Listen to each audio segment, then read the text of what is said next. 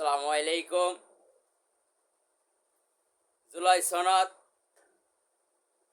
এদেশের মানুষের আস্থা অর্জন করতে পারেনি। জুলাই সনদ একটি মন গড়া সনদ তৈরি করা হয়েছে। জুলাই সনদে সেই 1947 সালের ইতিহাস এবং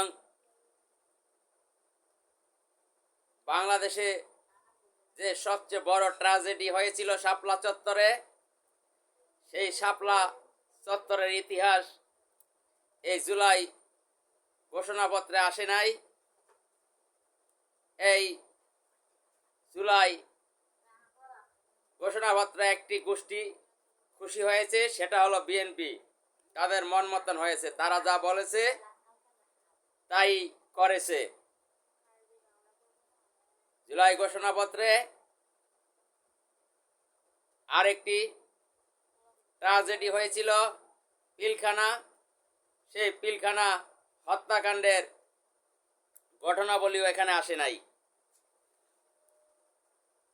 অনেকগুলো ট্র্যাজেডি এখান থেকে বাদ পড়েছে, এটা আমরা কাম্য করি নাই।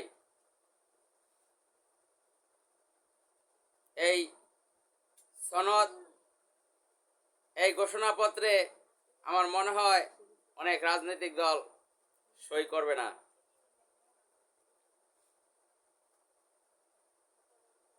এদেশের একটি গোষ্ঠী, তারা এদেশের আলেম ওলামাদেরকে মেনে নিতে পারতেছে না। ইলেকশন আসলে তারা মাথায় টুপি, মাথায় পট্টি, হাতে তসবি নিয়ে তারা শাহজালাল শাহপরানের মাজার জিয়ারতে যায়। ওখান থেকে তাদের ইলেকশনের যাত্রা শুরু করে। কিন্তু যখন ইলেকশন শেষ হয়ে যায় তখন তারা সেগুলো ভুলে যায়। তারা এদেশের ইসলাম প্রেমিক জনগণকে তখন আর পাত্তা দেয় না। তারা বলে এদেশে ইসলামী শাসন হলে নাকি এদেশ আফগানিস্তান ও পাকিস্তান হয়ে যাবে। তারা মানুষের নিকট ভুল প্রচার করে। এদেশে ইসলাম কায়েম হলে এদেশের মানুষ শান্তিতে বসবাস করবে, কোনো বৈষম্য থাকবে না, কোনো প্রতিহিংসার রাজনীতি থাকবে না। কিন্তু তারা মানুষকে মিডিয়ার মাধ্যমে ভুল বুঝায়,